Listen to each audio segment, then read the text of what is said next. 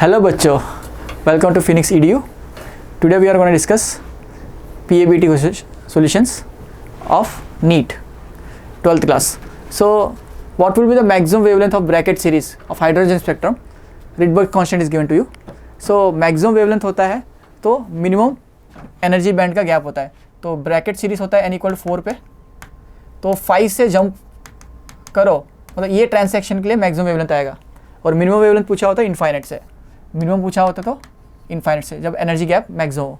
तो we'll apply और formula 1/λ is equal to RZ² 1/4² minus 1/5². R की वैल्यू आपको दी हुई है, Z की वैल्यू 1 है, हाइड्रोजन स्पेक्ट्रम में Z की वैल्यू बेटा 1 है. If you substitute and you solve for it, you will get 40,000. You will get 40,519 angstrom. So this is the first answer. First answer हो जाएगा 40,519 angstrom. So आपको 4² - 5² substitute करना है and solve for it. You will get the answer. Next question. ये easy question है. Angular momentum दिया हुआ है L1 in the ground state. Then in the first orbit, in the second orbit पूछा गया. तो एंगुलर मोमेंटम का formula होता है NH/2π. तो फर्स्ट ऑर्बिट के लिए, ग्राउंड स्टेट के लिए n की वैल्यू 1 हो जाएगी तो 2π. तो सेकेंड ऑर्बिट के लिए 2 हो जाएगी, 2h/2π. जब h/2π L1 है तो ये 2L1 हो जाएगा. तो ये ऑप्शन नंबर बी से मैच हो रहा है. Let's go to the next question. The ionization potential of hydrogen atom is 13.6. The hydrogen atom in ground states are excited to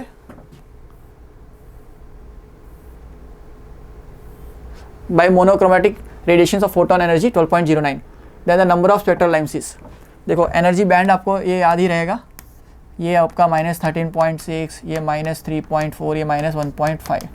ये जो गैप होता है 10.2 का होता है, ये 1.5 का होता है अप्रोक्सीमेटली. तो ये गैप 12.09 या 12.1 का होता है. तो ये जो गैप है थर्ड से फर्स्ट तक का है, n = 1, n = 2, n = 3. तो थर्ड से फर्स्ट का गैप है, तो नंबर ऑफ स्पेक्ट्रल लेंथ जो होगी थर्ड से फर्स्ट की n × n-1/2 लिखते हैं. तो n की वैल्यू 3 है, 3 - 1/2 दैट इज 2/2 कैंसिल हो जाएगा 3. तो आंसर हो जाएगा इसका 3, option number c. Option number c इसका राइट आंसर हो जाएगा. अगले क्वेश्चन पे चलते हैं हम लोग. Question number 4. तो the figure represents, okay diagram यहाँ दिख रहा है आपको, some of energy bands. The energy axis है linear scale of transition of electron E4 to E2. So E4 से E2 जो है एनर्जी एमिशन हो रहा है. एमिशन कब होता है? जब हायर ऑर्बिट से लोअर ऑर्बिट जंप कर रहे हो, और लोअर ऑर्बिट से ऊपर जाने के लिए अब्जॉर्ब करना पड़ता है, पहली बात तो. ओके, सो ब्लू कलर एमिट हो रहा है E4 से E2 में. तो एनर्जी गैप ज़्यादा है तो ब्लू एमिट हो रहा है. तो विच ट्रांजिशन एसोसिएटेड विद अब्जॉर्प्शन, इस लाइन पे ध्यान देना है. अब्जॉर्प्शन पे ध्यान देना है, मतलब अब्जॉर्ब हो रहा है मतलब वो ऊपर जाएगा. और रेड कलर पूछ रहा है, रेड कलर मतलब विजिबल रीजन. तो सेकंड से कितना ऊपर जाएगा? ऑब्वियसली 4 पे नहीं जा पाएगा, बिकॉज 4 पे जाने का मतलब ब्लू एमिट होगा, ब्लू को ऑब्जर्व करके तो 4 पे जा पाएगा. तो ये रेड के लिए 3 पे ही जाना चाहिए और E2 to E3 होना चाहिए. दो ऑप्शन है E3 to E2 और E2 to E3. तो हमको कौन सा चूज़ करना है? अब्जॉर्प्शन, मतलब एनर्जी आपकी बढ़ी तो आप थर्ड में जाओगे सेकेंड से. तो ऑप्शन सी से मैच होगा आपका आंसर, ऑप्शन सी से मैच होने वाला है. Let's go to the next question. Which of the following transition gives the photon of maximum wavelength. Okay, maximum wavelength मतलब एनर्जी गैप छोटा होना चाहिए, एनर्जी गैप छोटा होना चाहिए. जैसे जैसे ऊपर जाओगे एनर्जी गैप छोटा होता जाएगा. बैंडविड्थ कम हो तो एनर्जी गैप छोटा होता जाएगा. एनर्जी गैप छोटा मतलब वेवलेंथ बड़ा. तो देखो 2 से 4 दिया है, 3 से 2 दिया हुआ है, 3 से 4 दिया हुआ है, 6 to 5. तो 6 to 5 में एनर्जी गैप बहुत छोटा होता है, तो वेवलेंथ ज़्यादा बड़ी आएगी. तो ऑप्शन इसका डी से मैच हो जाएगा. ऐसे कॉमन सेंस से इस क्वेश्चन को बिना कोई एफर्ट लगाए सॉल्व कर सकते हैं हम लोग, है ना. Let's go to the next question. ये क्वेश्चन नंबर हो गया 5. Let's go to the question number 6. Which of the following of double atom lithium has the same ground energy of hydrogen. तो ग्राउंड एनर्जी ऑफ हाइड्रोजन 13.6 होती है, और energy का formula होता है जनरली -13.6 Z²/n². तो ये n = 1 पे तो ज़्यादा आएगा. लिथियम के लिए Z की वैल्यू 3 है, लिथियम के लिए Z की वैल्यू 3 है. तो थर्ड ऑर्बिट पे 3 स्क्वायर कैंसिल होके वापस सेम आ जाएगा। अगर n इक्वल टू 3 ले रहे हो आप तो -13.6 3 स्क्वायर बाई 3 स्क्वायर आ जाएगा, तो ये -13.6 आ जाएगा, which is same as the ground state of hydrogen atoms, which is same as the ground state of hydrogen atom. तो इसका आंसर आपका थर्ड ऑर्बिट ऑप्शन बी से मैच हो जाना चाहिए। Okay, let's go to the next question. The diagram below shows the lowest 4 energy levels of electron in a hypothetical atom. The electron is excited from -1 electron to a atom transition. The lowest energy emitted by the only 2 photons.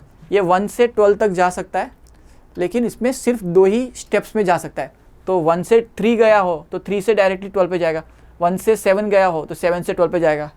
ऐसे 2 steps में ही जा पाएगा, 2 से ज़्यादा steps नहीं ले पाएगा। मतलब 1 से 3 गया, 3 से 7 गया, 7 से 12, ये पॉसिबल नहीं है। ओके, उन्होंने बोला 2 स्टेप्स में आपको जाना है मैक्सिमम। तो कौन से एनर्जी गैप्स आ सकते बोल रहा है, तो देखो 2 इलेक्ट्रॉन वोल्ट्स, 1 और 3 के बीच में 2 है, पॉसिबल है। ओके, 4 दिख रहा है 3 और 7 के बीच में, बट 3 पे आने के लिए पहले 1 से 3 पे आना पड़ेगा। तो 3 से 7 4 आ रहा है, 7 से 12 5 आएगा। बट ये प्रॉब्लम क्या है, we can not have 3 steps, only 2 steps valid है। तो 3 से 7 वैलिड नहीं है, 3 से 7 वैलिड नहीं है। बाकी एनर्जी लेवल देख लो, 5 7 से 12, मतलब 1 से डायरेक्ट 7 पे आ जाओ तो 6 का गैप, और 7 से 12 5 का गैप, तो ये वैलिड है। 5 और 6 वैलिड होंगे जो ऑप्शन सी में डी में दिख रहे हैं, but 4 electron volt is not valid, 4 electron volt is not valid. So ये इसका आंसर हो जाएगा 4 इलेक्ट्रॉन वोल्ट। 4 इलेक्ट्रॉन वोल्ट इसका आंसर हो जाएगा, बिकॉज 4 लाना होता है आपको 3 स्टेप में जाना पड़ेगा, 1 से 3, 3 से 7, 7 से 12। Okay, let's go to the next question. F1 be the maximum frequency of Lyman series and F2 be the maximum frequency of first line of Lyman series. F2 is the first line of Lyman series और F3 is the maximum limit मतलब maximum frequency, limit मतलब maximum frequency बोल सकते हो, limit मतलब maximum frequency बोल सकते हैं। ओके, limit मतलब highest infinite से उस लेवल पे जंप करने का एनर्जी। ओके, सो हमारा फॉर्मूला है एनर्जी का, ये n इक्वल टू 1 है, n इक्वल टू 2 है, और n इक्वल टू इन्फिनिटी है। तो F1 क्या है, मैक्सिमम फ्रीक्वेंसी है, तो -13.6 है। HF1 जो हो जाएगा आपका -13.6 है। HF2 जो होगा वो ये गैप की एनर्जी है, वो हो जाएगा -10.2। और इसकी एनर्जी, इसकी जो एनर्जी है, बाल्मर की जो एनर्जी है इन्फाइनाइट से यहाँ कूदने की 3.4 है, बिकॉज यहाँ 3.4 की एनर्जी आती है, तो इन्फाइनाइट पे 0 है, तो -3.4 इसकी एनर्जी है। तो HF3 3.4 है, मतलब एनर्जी गैप जो है वो 3.4 का है। तो ये एनर्जी 3.4 की है, ये 10.2 का है, और ये आपका 13.6 का है।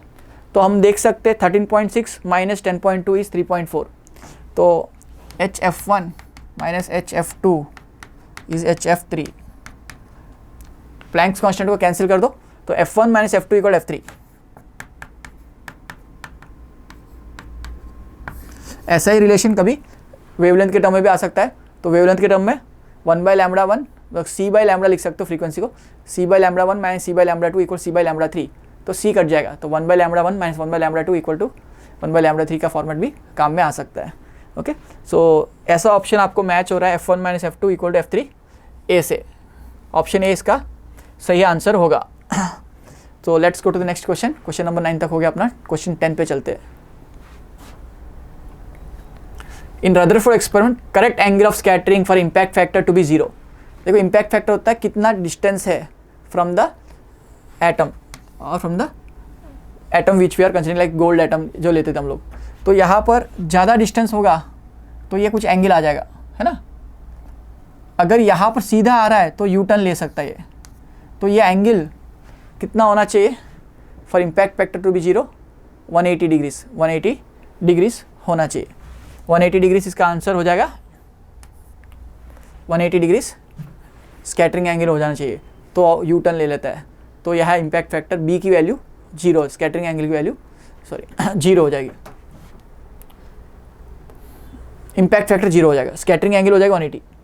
Which of the triply ionized beryllium atom has same orbital radius as that of the ground state? तो रेडियस का फॉर्मूला होता है R equal to some R0 n square by Z।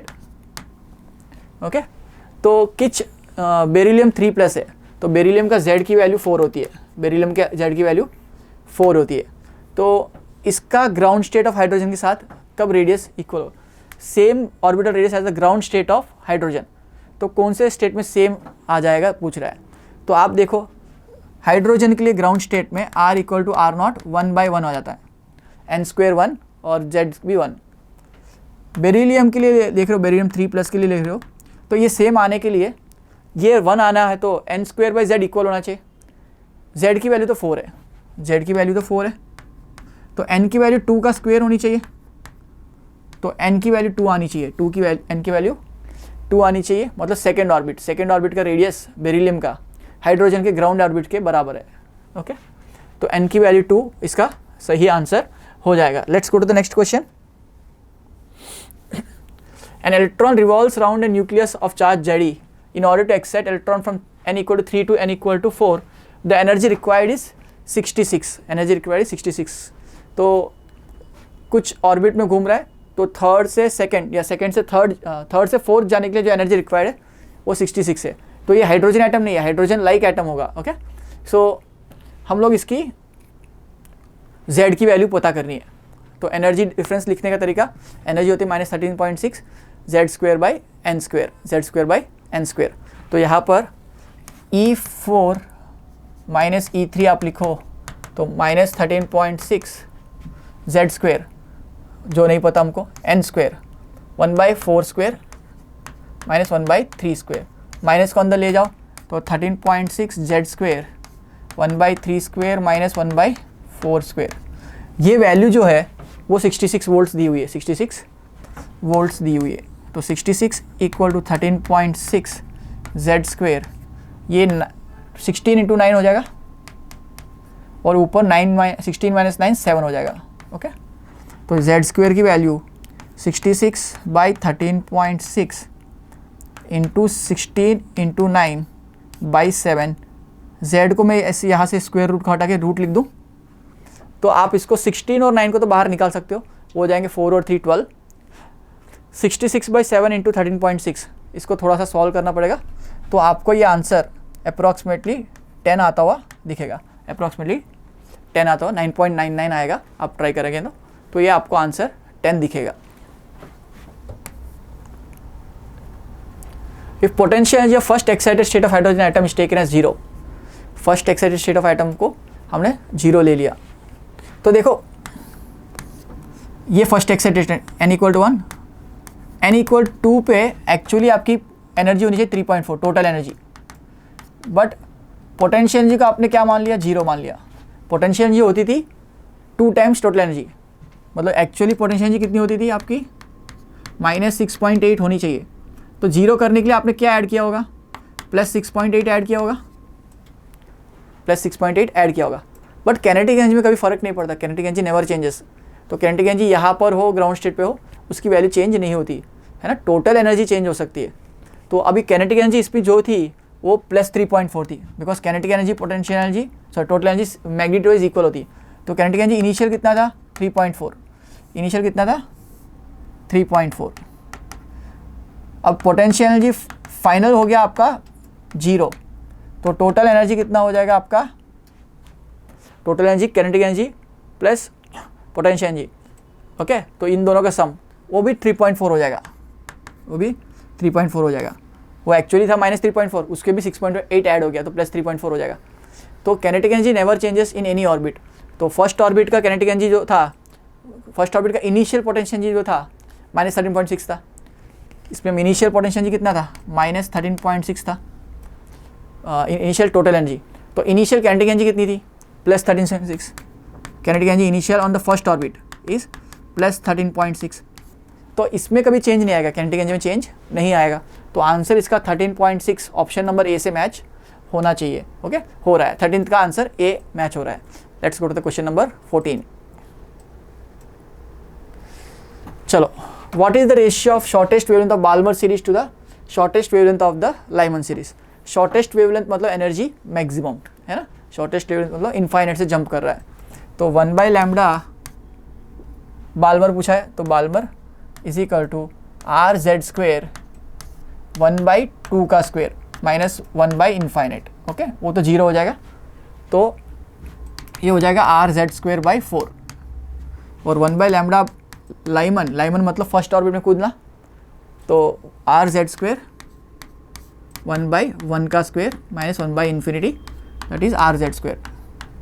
हमको पूछा है शॉर्टेस्ट वेवलेंथ ऑफ बाल्मर, तो Balmer चाहिए ऊपर, तो 2/1 कर लो, ये इक्वेशन 2 हो गया आपका, ये इक्वेशन 1, 2/1 करोगे आप तो बाल्मर नीचे से ऊपर आ जाएगा, तो लैम्बडा बाल्मर में लैम्बडा लाइमन, तो 4 ऊपर आ जाएगा, 4:1 इसका आंसर ऑप्शन नंबर 1 से मैच होता हुआ दिख रहा है, ऑप्शन नंबर 1 से मैच होता हुआ दिख रहा है। क्वेश्चन 14 हो गया अपना सॉल्व।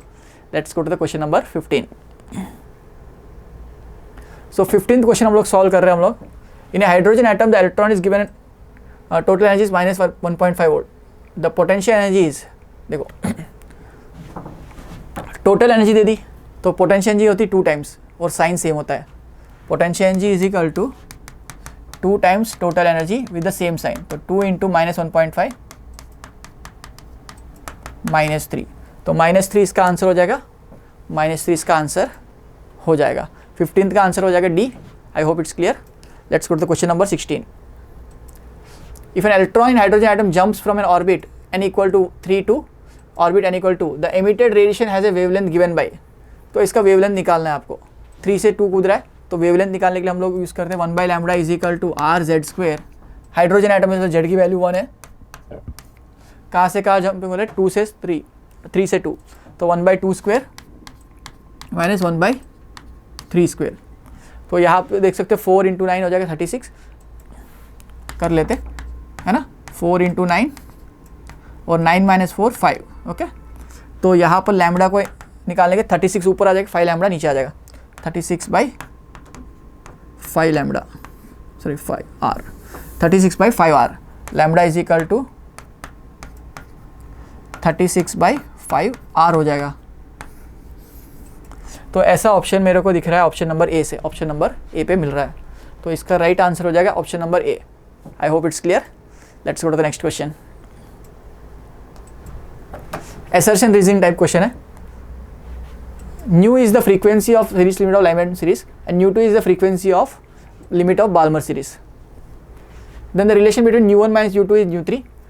न्यू 3 यहाँ पर जो है वो एक्चुअली देना चाहिए था आपको limit of first level of Lyman series, first series of Lyman, that is 2 से 1। तो हमने ऐसा एक क्वेश्चन पहले किया था 13.6 10.2, 13.6 माइनस 10.2 = 3.4, तो वैसा ही क्वेश्चन ये वाला है। तो ये स्टेटमेंट ट्रू है, ये स्टेटमेंट ट्रू है आपका। Reason for Lyman series is 1/1² minus 1/n², where n = 2 3 4, सही है, ओके। तो ये स्टेटमेंट भी सही है और करेक्ट एक्सप्लेनेशन भी सही है, ओके। तो इसका आंसर हो जाएगा आपका ऑप्शन नंबर डी, ओके। तो लाइमन सीरीज का फॉर्मूला 1/1² माइनस 1/n², सही बात है, वेयर n 2 3 4 होता है और एक्सप्लेनेशन सही है। Let's go to the next. Ionization energy of lithium +2 is, so ionization energy मतलब ग्राउंड स्टेट से उठा के बाहर डालने की एनर्जी। तो कितनी एनर्जी होती है? Energy is given by -13.6 z²/n², तो -13.6 × 4 हो जाएगा, ओके।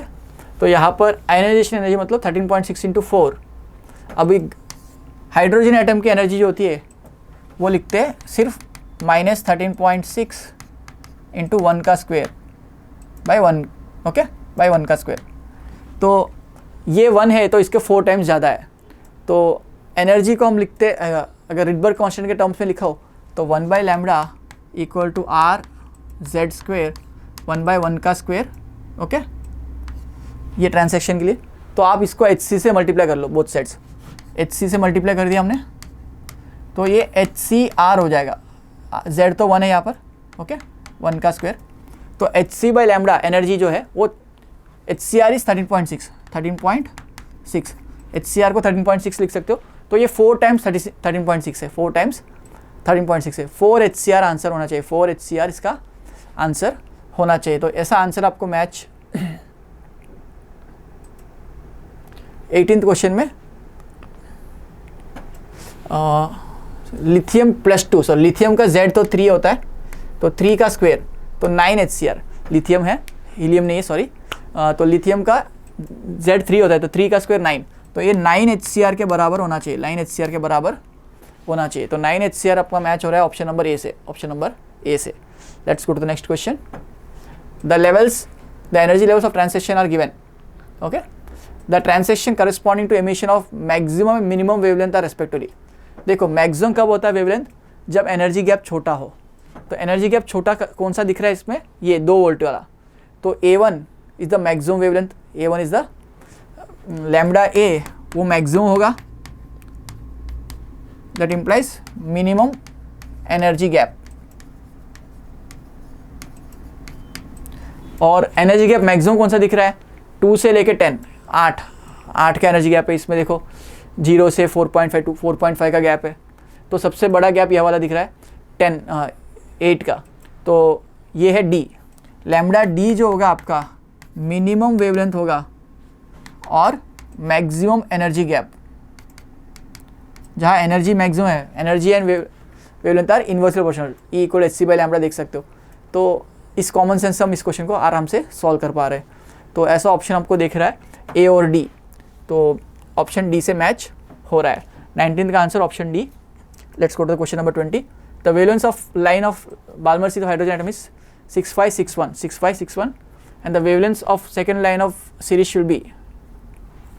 तो सेकेंड लाइन, फर्स्ट लाइन क्या बोल रहा है, लाइन ऑफ फर्स्ट लाइन मतलब n = 2 से n = 3 में आपको आ रहा है 6561 आ रहा है। ये जो वेवलेंथ एमिट हो रही है वो 6561 है।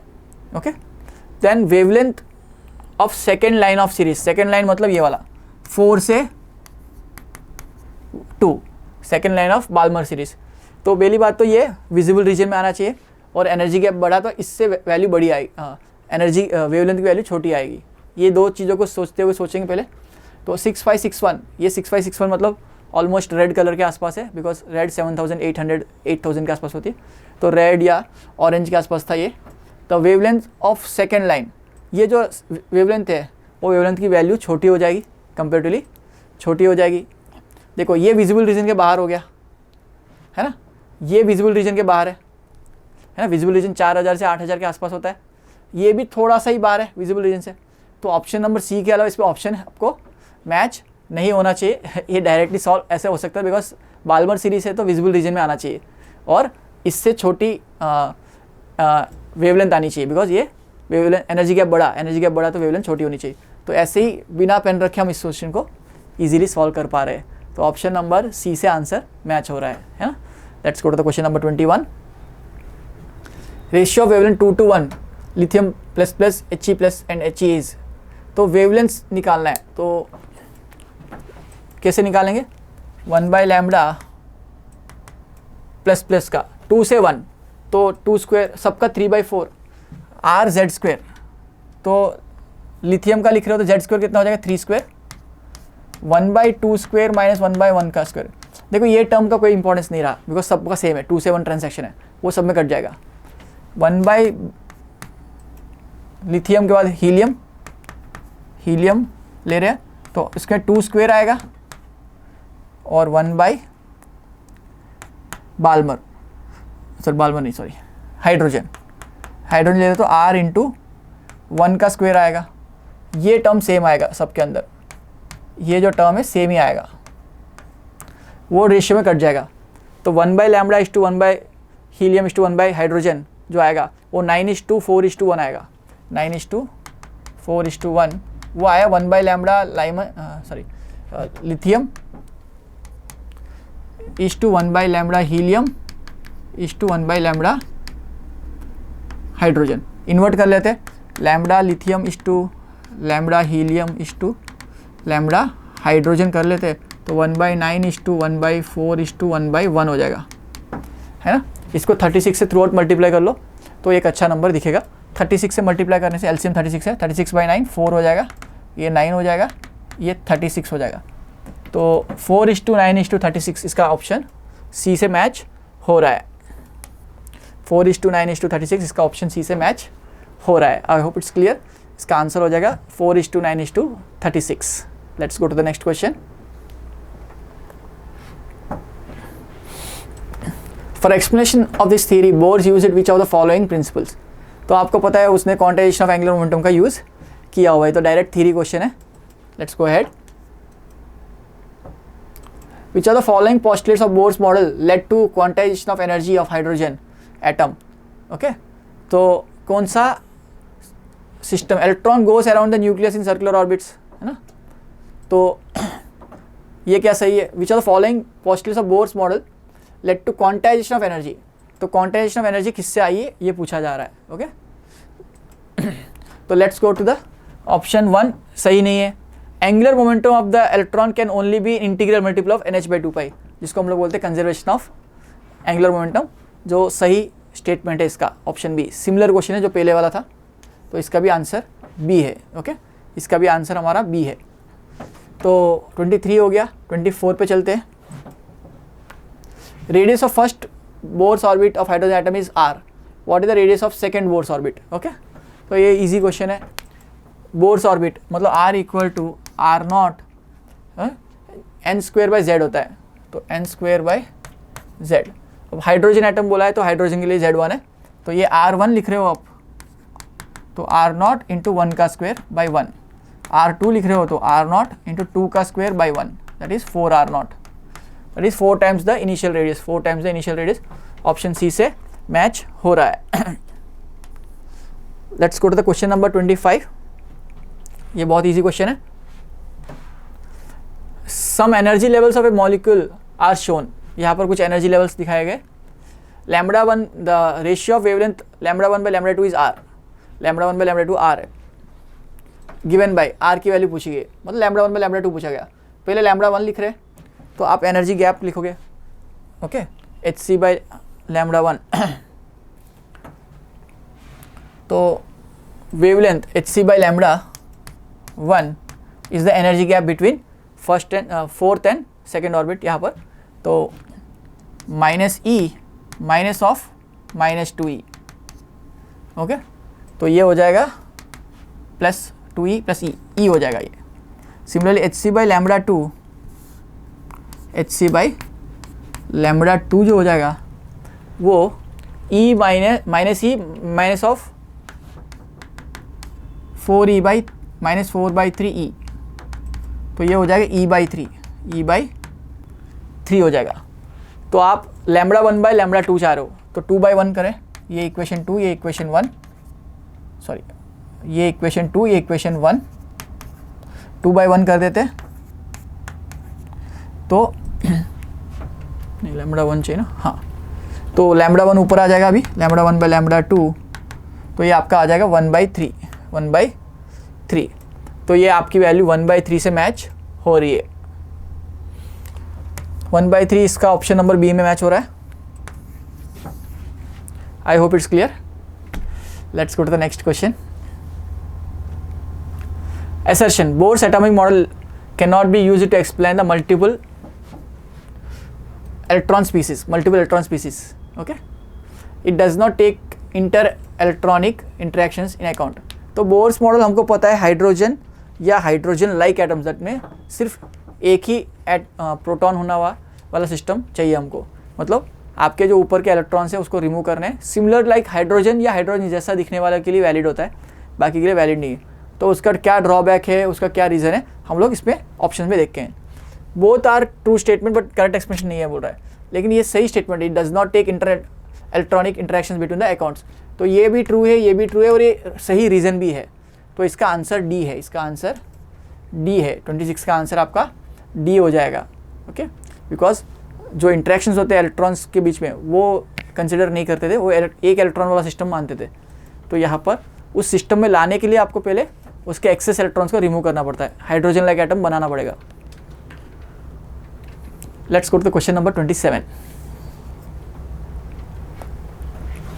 In hydrogen atom, the area enclosed by nth orbit is an. The gap between log of an/a1 and log an will be. तो देखो ग्राफ कैसा होगा. एरिया एनक्लोज, एरिया होता है πr², okay, bye a1. rn जो हो जाएगा वो r0 या R1 जो R0 होता है इनिशियल रेडियस होता है into sum Z n square by Z आएगा। Okay, n square by Z आता है। ओके, तो एरिया एन जो हो जाएगा वो पाई आर एन स्क्वायर हो जाएगा, मतलब आपका R0 square N power 4 by Z square हो जाएगा। तो एरिया 1 जो हो जाता है वो पाई R1 का स्क्वायर, मतलब R0 square N power 4, but N की वैल्यू 1 है, यहाँ पर एन की वैल्यू कितनी है 1 है और जेड की वैल्यू भी 1 है, तो R0 स्क्वायर ही हो जाएगा। ये एन और जेड 1 हो जाएंगे फर्स्ट ऑर्बिट के लिए। तो इनका रेशियो जो होगा वो R0 स्क्वायर कट जाएगा एन पावर 4 में, an बाई a1 जो होगा वो n पावर 4 है, z भी 1 है, हाइड्रोजन आइटम है तो z भी 1 है। तो इसका लॉग ले लेते हैं, तो an बाई a1 आपको जो दिख रहा है वो 4 टाइम्स लॉग n दिखेगा, लॉग n दिखेगा, है ना। बाकी टर्म्स तो कट जाएंगे, पाई कट जाएगा, सब कट जाएगा, है ना। अब लॉग n और ये में ये कैसा दिख रहा है, लॉग n y है तो 4 इंटू एक्स है, तो ये y इक्वल टू mx के फॉर्म में दिख रहा है। ये लीनियर इक्वेशन का पैटर्न है, तो आपको स्ट्रेट लाइन ग्राफ दिखेगा, स्ट्रेट लाइन ग्राफ दिखेगा।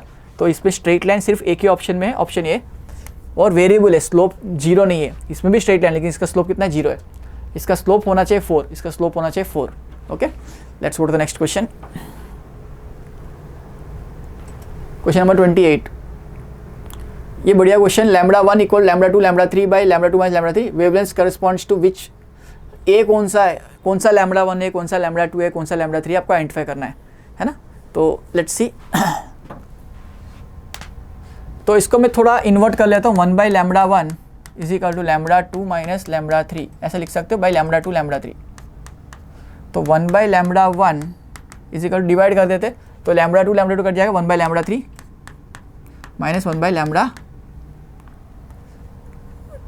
ओके, ऐसा हो जाएगा। तो देखो इसमें the wavelength λ1 corresponds to, the wavelength λ1 corresponds to, तो ये कुछ पहले जैसा क्वेश्चन हो गया जिसमें f1 minus f2 equal to f3, इसको मैं hc से मल्टीप्लाई कर लूँ तो ये f3 हो जाएगा, ये f1 f2 ऐसा हो जाता था। तो वैसे क्वेश्चन हो गया, सेम क्वेश्चन जो अभी एक आध क्वेश्चन 2-4 क्वेश्चन पहले आया था वैसा पैटर्न का दिख रहा है। तो वैसे ही डायग्राम यहाँ पर 3 से 1, 3 से 2, 1 से 2 है। तो आप सोचो 3 से 2, 3 से 1 में एनर्जी गैप ज़्यादा है, एनर्जी गैप ज़्यादा है, तो उसका वेवलेंथ कैसा होगा, 3 से 1 में एनर्जी गैप ज़्यादा है, इसका वेवलेंथ छोटा होगा। और 3 से 2 में एनर्जी गैप छोटा है तो वेवलेंथ बड़ा होगा, 1 से 2 में बीच का होगा, 1 से 2 में बीच का होगा। तो आपको आइडेंटिफाई करना है कौन सा λ1, कौन सा λ2, कौन सा λ3 है। ओके, सो यहाँ पर ये जो वेवलेंथ है 1 बाई λ3 आप लिखते हैं, आप कैसे लिखते हैं, आर जेड स्क्वेयर 1 बाई 3 का स्क्वेयर माइनस 1 बाई 1 का स्क्वेयर, है ना।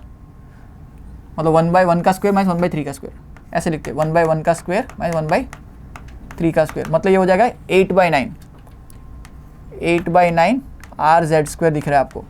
1 बाई λ2 देखो आप, आर जेड स्क्वेयर 1 बाई 2, मतलब ये। ओके, तो 2 से 1, ओके, 1 बाई 1 का स्क्वेयर माइनस 1 बाई 2 का स्क्वेयर इज इक्वल टू, ये हो जाएगा 3 by 4 are Z square. Okay, हमको नहीं पता कौन सा है, इसको मैं लैम्बडा सी बोल देता हूँ, 3 मत बोलो क्योंकि हमने लिया है यहाँ पर ए, सॉरी बी लिया है, ये लैम्बडा बी है, इसमें नंबरिंग ए 1 2 3 लिखा ही नहीं है, तो हम बी लेते हैं। लैम्बडा बी के लिए 3 से 1, लैम्बडा सी के लिए 2 से 1, और लैम्बडा ए के लिए 1 बाई लैम्बडा ए, इसको थोड़ा अच्छे से लिख लेते हैं, ये लैम्बडा बी है और ये बेटा लैम्बडा ए है और लैम्बडा सी है। लैम्बडा ए के लिए क्या करोगे आप, 3 से 2, तो 1 by are Z square same रहेगा, 1 by 2 square minus 1 by 3 square, तो ये हो जाएगा 9 4 जा 36, 9 minus 5 5 by 36 are Z square, ऐसा हो जाएगा। तो आप सोचो किस में से क्या सेपरेट करने से सेम आ सकता है, तो आप सोच 5 बाई 36 जो है, sorry 8 by 9 minus 3 by 4, 3 by 4 0.75 है, माइनस 8 बाई 9 इज 0.8, तो ये 8 बाई 9 ज़्यादा है, तो 8/9 माइनस 3/4, 8/9 माइनस 3/4 करो, एलसीएम में आ रहा है 36 और 8 4 जा 32 माइनस 27, तो ये 5 आ रहा है। तो बाकी RZ² तो कॉमन कर सकते हो आप। तो ये आपको इस पैटर्न में लैम्बडा ए से मैच होता है। तो लैम्बडा ए होना चाहिए लैम्बडा 1, लैम्बडा बी होना चाहिए आपका 8/9 वाला, 8/9 मतलब लैम्बडा 3, और लैम्बडा सी होना चाहिए लैम्बडा 2। लैम्बडा ए जो है वो लैम्बडा 1 है, लैम्बडा बी जो है वो लैम्बडा 3 है, और लैम्बडा सी जो है वो आपका लैम्बडा 2 है। अब आपको इसमें से कौन सा पूछा देख लेते हैं। The wavelength lambda 1 corresponds to which transition. Lambda 1 कौन सा है बेटा इसमें? लैम्बडा ए। लैम्बडा ए मतलब ऑप्शन ए से मैच हो रहा है, ऑप्शन ए से मैच हो रहा है। I hope it's clear. 28th question थोड़ा लंबा क्वेश्चन है, एग्री विथ यू। सो इसमें थोड़ा सा कैलकुलेशन और थोड़ा सा इंटरप्रिटेशन की जरूरत पड़ेगी, है ना। Let's go to the 39th question. The electron in hydrogen atom makes a transition from excited state to a ground state. Its kinetic energy increases and its potential energy in total energy decreases. Okay? तो higher state से lower state में कूद रहा है, higher state से lower state में कूद रहा है, तो ऑब्वियसली पोटेंशियल एनर्जी क्या होगी? घटेगी। नीचे आने से पोटेंशियल एनर्जी घटती है, स्टेबल होता है, टोटल एनर्जी घटेगी। But kinetic energy lower orbits में ज़्यादा होती है। कैनेटिक एनर्जी लोअर ऑर्बिट्स में V का फॉर्मूला होता है, okay, some constant into Z/N। तो n छोटा होने से V बढ़ता है, ओके। तो कैनेटिक एनर्जी बढ़ेगी, पोटेंशियल एनर्जी और टोटल एनर्जी घटेगी। तो फर्स्ट स्टेटमेंट ट्रू है। For hydrogen and hydrogen like atoms, ये फॉर्मूलाज भी दिए हुए यहाँ पर, ओके। आपको एनर्जीज के फॉर्मूलाज दिए, पोटेंशियल एनर्जी और कैनेटिक एनर्जी और टोटल एनर्जी के फॉर्मूलाज दिए हुए यहाँ पर। तो यहाँ से आप देख सकते हो दोनों स्टेटमेंट सही है, none of them is false. So option D से मैच इसका हो जाना चाहिए, ऑप्शन डी से मैच हो जाना चाहिए। ये भी सही आंसर है, पोटेंशियल एनर्जी डबल होता है इससे, ओके। तो ये भी सही आंसर है, okay. So all of them are correct. So let's go to the next question. E is the total energy of electron in ground state of hydrogen atom and K is the potential energy। ये relation हमको पता है, K equal to minus of E होता है equal to minus U/2, है ना। Potential energy total energy की double होती है, तो E इक्वल माइनस U/2। ऐसा ऑप्शन हमको ऑप्शन सी से मैच हो रहा है। I hope it's clear. Question 30 आपका क्लियर हो गया। Let's go to the question number 31। The different spectral lines match list 1 with list 2। Lyman series जो होता है उसमें अल्ट्रा वायलेट रेस आती है, तो ए का आना चाहिए 2। ए का 2 मेरे को सिर्फ एक ऑप्शन में दिख रहा है, आप बाकी चेक करना तो कर सकते हो। बी का 3 बाल्मर सीरीज का विजिबल रीजन सही है। पैशन ब्रैकेट के दोनों का इंफ्रारेड रीजन, दोनों का इंफ्रारेड रीजन, ओके। पैशन का नियर इंफ्रारेड, ब्रैकेट का इंफ्रारेड, ओके, और पी फंड का फार इंफ्रारेड आता है। For an atom having a single electron the following wavelengths are observed, what is the value of missing wavelength x। तो ये wavelength दिखाई गई आपको, अभी हमने ऐसा ही रिलेशन निकाला था। ये 1/λ1 आया था, ये λ2 और ये λ3 आया था, है ना। तो λ2, तो ये रिलेशन हमने पहले अभी किया था, वैसे कर लेते।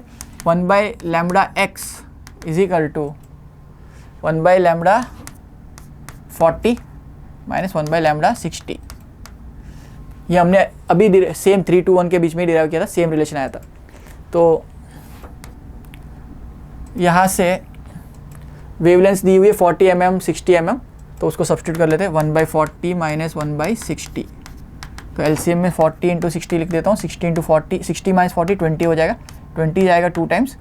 तो 1/λx जो हो जाएगा 1/20, वो 1/120 हो जाएगा, मतलब λx जो हो जाएगा वो 120 mm हो जाएगा। तो ऐसा ऑप्शन मेरे को डी से मैच होता हुआ दिख रहा है, डी से मैच होता हुआ दिख रहा है। Hope it's clear. Question number 32 हो गया अपना। Let's go to question number 33। The energy needed to detach electron of a hydrogen like atom in ground state is 4 Rydbergs. 4 Rydbergs, actually 1 Rydberg की जो एनर्जी है वो 13.6 है। हमने एक क्वेश्चन किया था जिसमें 9 HRC आया था, तो वैसे यहाँ पर भी 4 रिडबर्ग मतलब एक रिडबर्ग को 13.6 मानना है। 1 रिडबर्ग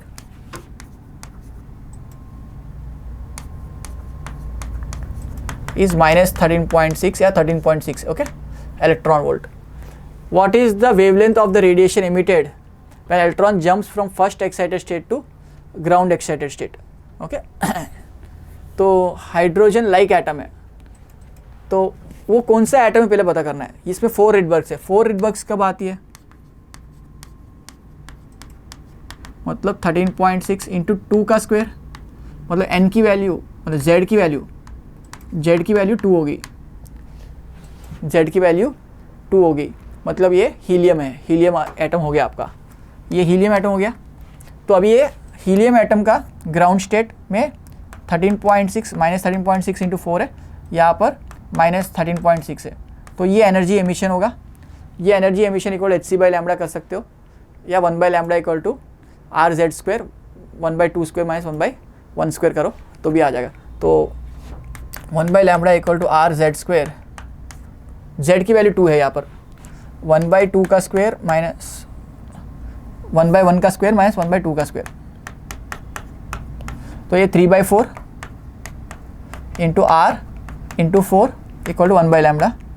तो lambda is equal to 4 cut गया, 1/3 इंटू आर, सॉरी 1/3 आर. तो 1/r की वैल्यू 911 के आसपास होती है, 912 मान सकते हो. तो बाई 3, 912/3, 304 इसका आंसर हो जाना चाहिए. 304 ऑप्शन है.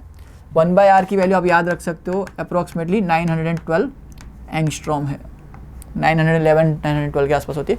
तो 1/3 टाइम्स 900/3 300, तो 300 के आसपास का ऑप्शन एक ही है, देख सकते हो, है ना, ऐसा भी सोच सकते हैं. Let's go to question number 34. Energy required to knock out the electron in third orbit of hydrogen atom is equal to, तो फर्स्ट ऑर्बिट के लिए माइनस 13.6 है, सेकेंड के लिए 13.6 डिवाइड बाई 2 का स्क्वायर, थर्ड के लिए 13.6 डिवाइड बाई 3 का स्क्वायर, है ना. आपका फॉर्मूला है 13.6 z square by N square. तो ये फर्स्ट ऑर्बिट के लिए n इक्वल टू 1 है, सेकेंड के लिए 2 है, थर्ड के लिए n इक्वल टू 3 है. तो हो जाएगा माइनस 13.6 बाई 9. तो माइनस 13.6 बाई 9. ये एनर्जी इस ऑर्बिट की है, इस ऑर्बिट की एनर्जी कितनी है, माइनस 13.6 बाई 9, जो आपको पता है 1.51 के आसपास आती है. तो ये एनर्जी जो है आपको एक्स्ट्रा पॉजिटिव में ऐड करनी पड़ेगी, तभी ये जीरो हो जाएगा. मतलब आप इसको इन्फाइनाइट पे लेके जाना चाहते हो, इन्फाइनाइट पे आयनाइजेशन, मतलब इसको रिमूव करना चाहते हो यहाँ से. तो प्लस 13.6 बाई 9, प्लस 13.6 बाई 9 इसका आंसर है आपका. ऑप्शन नंबर बी से मैच हो रहा है. Let's go to question number 35. Lambda दिया 10⁻10 मीटर्स, लैम्बडा डैश दिया 0.5 10⁻10 मीटर, द एनर्जी डिफरेंस. तो E1 माइनस E2 जो होगा वो पूछा गया है. तो इनिशियल एनर्जी E1 जो है वो hc बाई 10⁻10, E2 जो है hc बाई 0.5 इंटू 10⁻10. ये 0.5 ऊपर जाके 2 हो जाएगा, 2 times E1, E2 is 2 times E1, E2 is 2 times E1, ये दिया हुआ है. तो energy difference E2 minus E1 is equal to 2E1 minus E1, that is E1. तो यहाँ पर ऑप्शन डी से मैच हो रहा है. Change in energy is equal to initial energy, change in energy equal to initial energy match हो रहा है. 35th क्वेश्चन आपका सॉल्व हो गया. Let's go to the question number 36. ये uniform metal chain is placed on a rough table that one end of the chain hangs over it. Okay, तो ये बहुत ईजी क्वेश्चन. ऐसा है टेबल में, यहाँ चेन रखा हुआ है, ऐसे ऐसे ऐसे रखा हुआ है. तो कितना हैंग हो रहा है, one end of chain hangs over the edge of the table when 1/3 of its length hangs. ये L/3 है लेंथ, ये 2L/3 है. तो L/3 है तो मास भी 1/3 होगा, है ना. देन कोफिशिएंट ऑफ फ्रिक्शन, तो ये जो नीचे जा रहा है mg, उतना फोर्स, फ्रिक्शन फोर्स यहाँ पर ऑपोजिट में लगा रहा होगा फ्रिक्शन. तो फ्रिक्शन हो गया mu mg, mu into n is equal to hanging mass m/3 into g. अब n क्या है यहाँ पर, n होता है इसके वेट के कारण. यहाँ पर n कितना है, 2/3 मास जो है टेबल पे, वही फ्रिक्शन ला रहा है. तो 2/3 mg, म्यू हो जाएगा, n हो जाएगा 2/3 mg equal to m/3 g. तो m/3g कट जाएगा, म्यू की वैल्यू 1/2 आ जाएगी। तो ऐसा ऑप्शन नंबर डी से मैच हो रहा है, ऑप्शन नंबर डी से मैच हो रहा है। Let's go to the question number 37। A machine gun is firing 50 grams of bullet at a speed of 1000 meter per second. If an average force is 200 newtons exerted on the gun, the maximum number of bullets fired per minute. तो पहले number of bullets fired पर second निकाल लेते, into 60 करेंगे तो पर minute भी आ जाएगा। तो फोर्स जितना है 200 है, एफ जो है 200 is equal to number of bullets, momentum change, bullet का इनिशियल मोमेंटम 0 था, फाइनल मोमेंटम दिया हुआ है 50 ग्राम्स इंटू ये है, is equal to number of bullets per second, n is the number of bullets per second into mass, mass कितना दिया 50 into 10⁻³ into speed कितनी दी है 1000 माइनस 0, इनिशियल मोमेंटम 0 है। तो +3 -3 कट गया, 50 आ गया, एन की वैल्यू आ गई 4। ये हो गया number of bullets per second, but हमको चाहिए पर मिनट। तो n into 60 is the answer, that is 240। 240 इसका राइट आंसर हो जाएगा, ऑप्शन ए से मैच हो रहा है। Let's go to the next question. Force balance है the magnitude of acceleration on the block F1 F2 so and so. Acceleration निकालना है आपको, ओके। तो पहले फोर्स को लिख लेते हैं, सारे डायग्राम्स को फोर्स में बना लेते हैं, कन्वर्ट कर लेते हैं। ये जो फोर्स है F2, पहले F2 की वैल्यू 50 है, तो 50 इंटू cos 37, cos 37 इज 0.8, तो ये 40 हो जाएगा। ये रिजोल्यूशन 40 और 30 ऐसे हो जाएगा। पहले रिजोल्व कर लेते सारे। F1 जो दिया है वो 60 न्यूटन है, ओके, और F3 दिया 25√2, तो 45 डिग्री पे तो 1/√2 cos 45 sin 45 दोनों इक्वल आते हैं। तो यहाँ पर आ जाएगा आपका 25 और यहाँ पर आ जाएगा 25 डाउनवर्ड्स, है ना। तो आपको पहले नॉर्मल रिएक्शन ढूंढना पड़ेगा, फ्रिक्शन है इसमें। View person tried to display the block on a smooth surface, friction नहीं है तो नॉर्मल रिएक्शन का कोई रोल नहीं है। तो आपका ड्राइविंग फोर्स जो होगा 25 और 60 हो गया। ड्राइविंग फोर्स कितना हो गया 25 और 60 हो गया। एफ नेट हो गया 25 + 40 65, तो ए क्या हो जाएगा F net by M. Friction होता तो आपको नॉर्मल रिएक्शन ढूंढना पड़ता, ये तो बहुत इजी क्वेश्चन हो गया, है ना। तो 65 divide by 40, 65 divide by 40, x direction में एक्सेलरेशन होगा, ऐसे वाई डायरेक्शन का ढूंढ लेते। ए वाई वो हो जाएगा 60 न्यूटन, 30 न्यूटन -20। फोर्सेस क्या है 60 + 30 -25/40, तो ये भी 65/40 आ रहा है, ये भी 65। तो ए नेट कितना हो जाएगा ax² + ay² का रूट, दोनों इक्वल है तो इंटू √2 टाइम्स आ जाएगा। तो 65/40 इंटू √2। अब ये जाएगा 5 में 13 टाइम्स, 5 में 8 टाइम्स, 13 √2/8, 5 में जाएगा 13 टाइम्स, 5 में जाएगा 8 टाइम्स, तो ये हो जाएगा 13 √2/8। तो ऑप्शन बी से मैच हो रहा है, ऑप्शन बी से मैच हो रहा है। I hope it's clear, easy question. Next go to the next question. Which are the following statement is true regarding Newton's laws of third motion. तो to every action there is opposite reaction and magnitude of reaction is more than action. गलत है, action reaction का magnitude same होता है, okay. Action reaction act on same body, ये गलत बात है, डिफरेंट बॉडीज पे एक्ट करते हैं। Action reaction act on different bodies, ये सही आंसर है। When action is applied to some time reaction is generated, action reaction same time पे आते हैं, ओके। आज मारा तो इसका रिएक्शन 2 दिन के बाद नहीं आएगा, तुरंत आएगा, है ना। So option C is the correct answer. Easy question, theory question. Question 40, तो यहाँ पर reading of dynamometer, reading of dynamometer is nothing but the tension in the string, tension in the spring. तो पहले एक्सेलरेशन निकाल लेते हैं, net force that is 20 - 10 by total mass 6 + 4, तो ये आपका एक्सेलरेशन हो जाएगा 2 मीटर/सेकंड²। अब इसका फ्री बॉडी डायग्राम बनाते हैं 6 kg वाले का। 6 kg, आगे का ड्राइविंग फोर्स 20 है, पीछे टेंशन है, ये टेंशन पूछी गई है आपको टेक्निकली, और एक्सेलरेशन इस तरफ है। तो 20 - t = 6 × a, तो t की वैल्यू 20 - 12 8, 20 - 12 20 - 12, ओके। ये 10 आ गया, 10/10 1 आ गया, सॉरी एक्सेलरेशन आ गया 1, एक्सेलरेशन आ गया 1, तो 20 - 6 14, टेंशन हो जाएगा 14 न्यूटन, टेंशन हो जाएगा 14 न्यूटन। ऑप्शन नंबर डी से मैच हो रहा है। Let's go to the next question.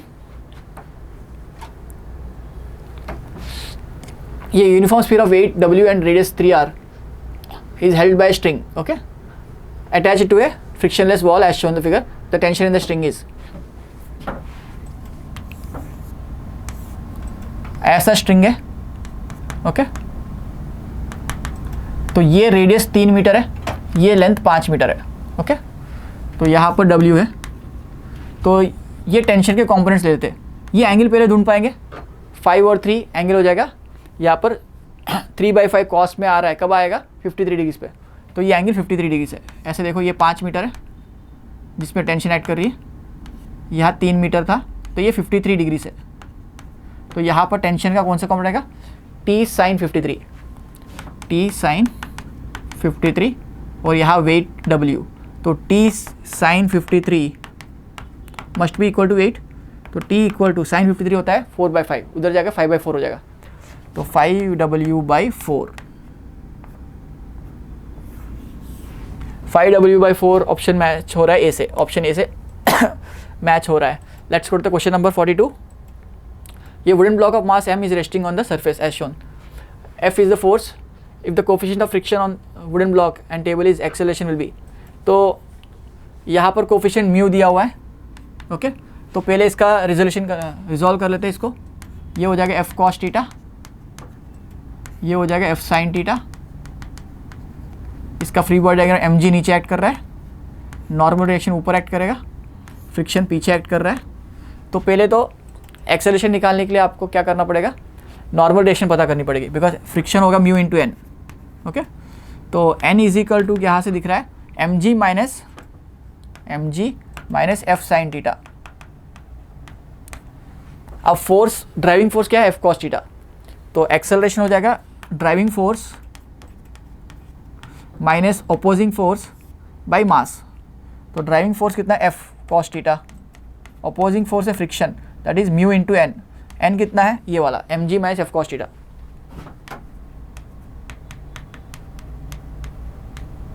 Bye mass. तो ऐसा ऑप्शन जिसमें F/m दोनों में आ रहा है, cos थीटा आ रहा है इसमें, उस पर प्लस cos थीटा, ये sin थीटा, सॉरी यहाँ पर sin थीटा है, okay, mu sin theta, F/m common कर लो तो cos theta plus mu sin theta minus mu g। ऐसा ऑप्शन देखो कौन से मैच हो रहा है, ऑप्शन 42 का आंसर सी से मैच हो रहा है। देखो F/m cos theta plus mu sin theta minus mu g, option C से मैच हो रहा है। Let's go to the question number 43। A car is moving with speed v stopped by retarding force F, distance s, the retarding forces were 3F, the distance will be, okay. देखो retarding force मतलब वैसे force का जो है मास into acceleration, मास तो change हो ही नहीं रहा है, तो जो एक्सेलरेशन में हो रहा है वही फोर्स में हो रहा है। तो अगर v² में u² से लगा रहे हो तो v² minus u² is 2s, तो यहाँ पर फाइनल वेलोसिटी 0 है और a की वैल्यू आपको दिख रही है, मतलब v is proportional to v² is proportional to s, as, okay. तो आपका एक्सेलरेशन 3 गुना हो गया तो डिस्प्लेसमेंट 3 गुना छोटा हो जाएगा, बिकॉज v तो सेम है, v² is proportional to a2, a2 क्या हो गया 3a, तो h2 क्या हो जाएगा, h2 हो जाएगा s/3, 3 गुना छोटा हो जाएगा, बिकॉज वेलोसिटी तो वही रही है ना, वेलोसिटी तो वही रही, तो s/3 इसका आंसर हो जाएगा। तो ये ऑप्शन नंबर ए से मैच हो रहा है।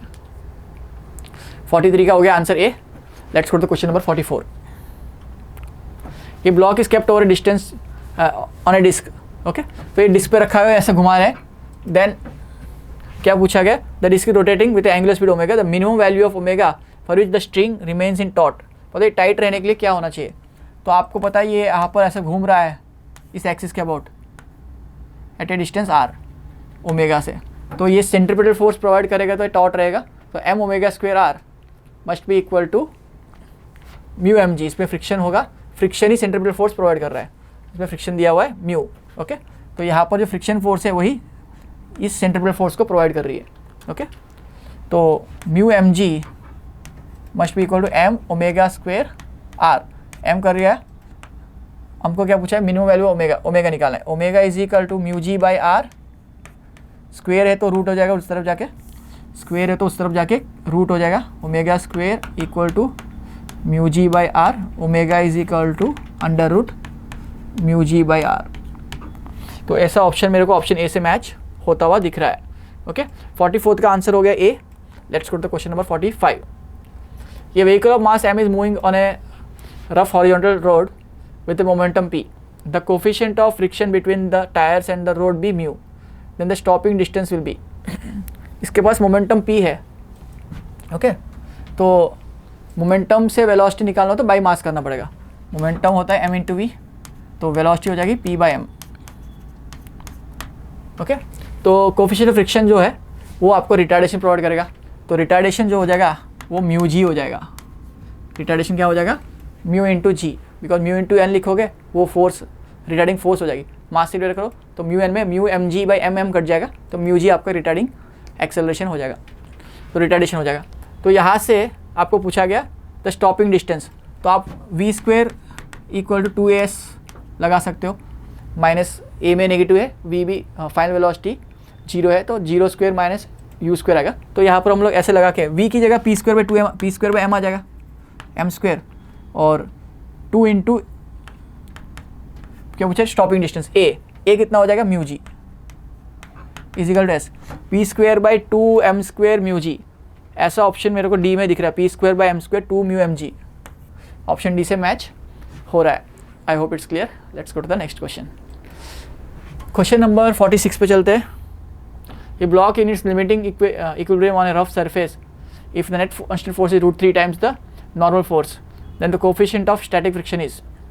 देखो, if the net contact force, अब contact force क्या होती है, अगर ये फ्रिक्शन है, ये नॉर्मल डायरेक्शन है, तो F square plus N square का रूट जो होता है वो रिजल्टेंट कॉन्टैक्ट फोर्स कहलाता है R, is equal to R square होता है। ये आर की वैल्यू दी हुए है √3 टाइम्स एन, ऐसा दिया हुआ क्वेश्चन में।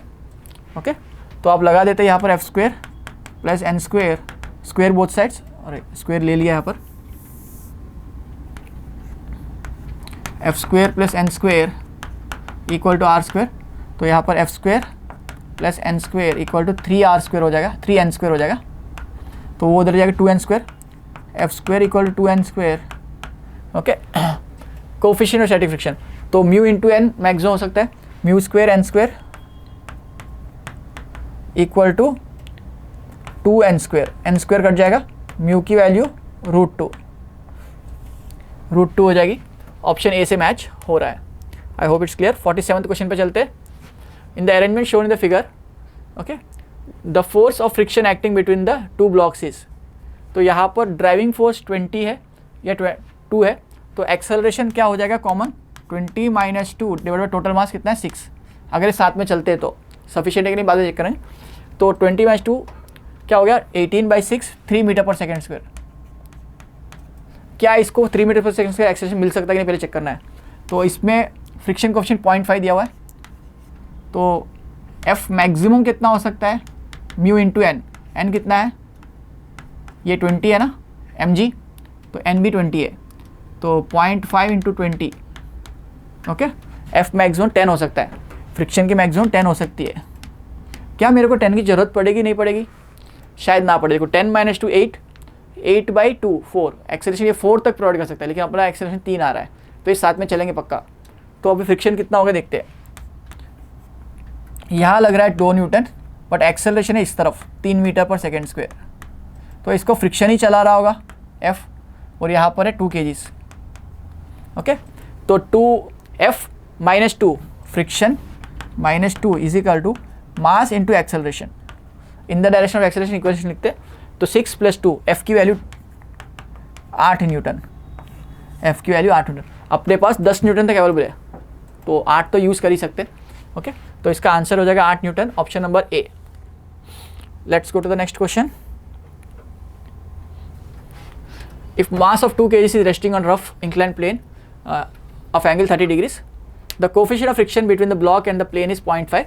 What is the minimum force that should be applied perpendicular to the block so that it does not slip. Okay देखो ऐसा ब्लॉक है, फ्री बॉडी डायग्राम देख लेते हैं। यहाँ लगता है mg sin थीटा। ओके तो m कितना दिया हुआ मास 2 kg, तो 2g sin 30 1/2 मतलब यहाँ 10 न्यूटन लग रहा है। Okay incline downward force 10 Newton है। mg cos 30 मतलब 2g cos 30 √3/2 तो ये 10√3 है, ये 10√3 है। अब इट्स क्लियर। प्लस एक f अपने अप्लाई किया, ये दोनों मिला के नॉर्मल रिएक्शन में आएंगे। ओके तो नॉर्मल रिएक्शन क्या हो जाएगा 10√3 प्लस f। फ्रिक्शन कितना हो जाएगा mu into N, mu into N. Friction की maximum value mu into N हो सकती है। तो यहाँ पर f की मिनिमम वैल्यू पूछी गई है सो दैट ये साथ में रहे। तो ये 10, ये फ्रिक्शन 10 और 10 बैलेंस हो गया, इंक्लाइन डाउनवर्ड 10 है, अपवर्ड फ्रिक्शन के कारण 10 मिल गया तो ये रेस्ट पे रह सकता है। तो ये 10 के बराबर करना है। तो म्यू दिया आपको 0.5 1/2 और n की value 10√3 plus f must be equal to 10। तो इसको उधर ले आओ 20, 10√3 20, तो f की वैल्यू ये 10√3 17.3 हो जाएगा। तो 1.73 इंटू 10 17.3, तो 20 माइनस 17.3 2.7 के आसपास इसका आंसर दिया होना चाहिए। तो ऑप्शन सी से मैच हो रहा है 2.68 न्यूटन। तो इसका आंसर हो जाएगा 2.68 newton. I hope it's clear. Let's go to the question number 49। A block of 1 kg is rests on a horizontal table.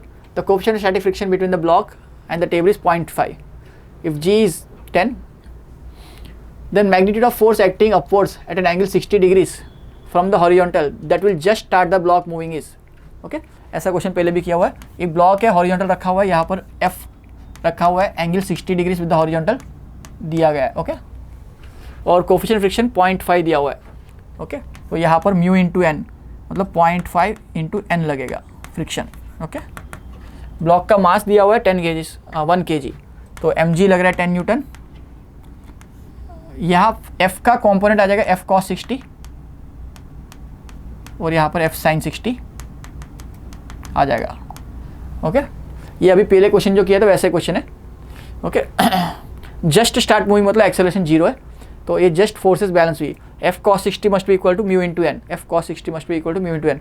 पहले n को लिख लेते, n हो गया 10 minus that is mg minus f sin 60।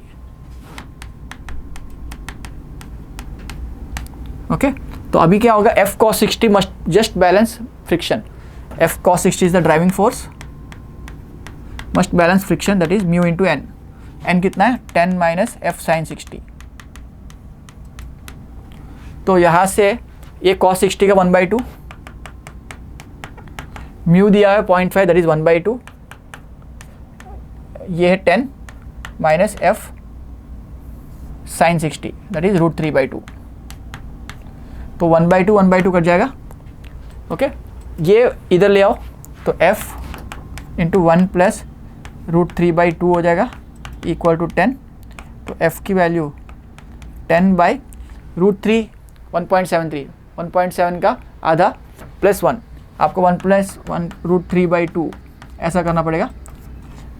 ये less than 2 है तो value just more than 5 आएगी, जस्ट मोर देन 5 आएगी। तो इसका आंसर हो जाएगा B, option number B. Let's go to the last question. Last question पे आते हैं। ये 2 block system of mass 6 kg and 3 kg rests on a smooth horizontal surface as shown in the figure. The coefficient friction between A and B is 0.4. The maximum horizontal force that can make them which can make them without separation. तो ये separate नहीं होनी चाहिए, separate नहीं होनी चाहिए मतलब acceleration maximum आपको पहले निकालना पड़ेगा। एक्सेलरेशन कौन दे सकता है, 3 kg को कौन चला सकता है, फ्रिक्शन। तो फ्रिक्शन का वैल्यू मैक्सिमम कितना हो सकता है, यहाँ पर 30 न्यूटन का फोर्स लग रहा है, 30 न्यूटन का फोर्स लग रहा है, तो नॉर्मल रिएक्शन भी 30 हो गया।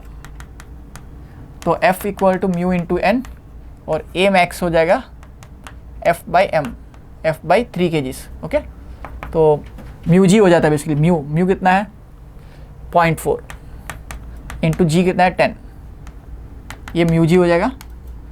तो आपका 4 मीटर पर सेकेंड स्क्वायर इसका एक्सेलरेशन मैक्सिमम हो सकता है। इसका एक्सेलरेशन मैक्सिमम 4 हो सकता है, 4 से ज़्यादा होगा तो ये सेपरेट हो जाएंगे, बिकॉज ऊपर वाले को सिर्फ फ्रिक्शन चला सकता है, ऊपर वाले को सिर्फ फ्रिक्शन चला सकता है। तो अभी दोनों का कॉम्बाइंड डायग्राम, ये दोनों का मास मिला के 9 kg हो जाएगा। ये आपका F, तो F must be equal to 9 into A max, ये F की मैक्सिमम वैल्यू हो जाएगी 9 into A max. A max कितना है 4, तो 9 इंटू 4 36 न्यूटन, 36 न्यूटन हो जाएगा इसका आंसर। सो इसका आंसर ऑप्शन सी से मैच हो रहा है आपका। Okay, so I hope it's clear. So we have completed our 50 questions. I hope you enjoyed the session. Have a great day. Please like and subscribe. Bye bye.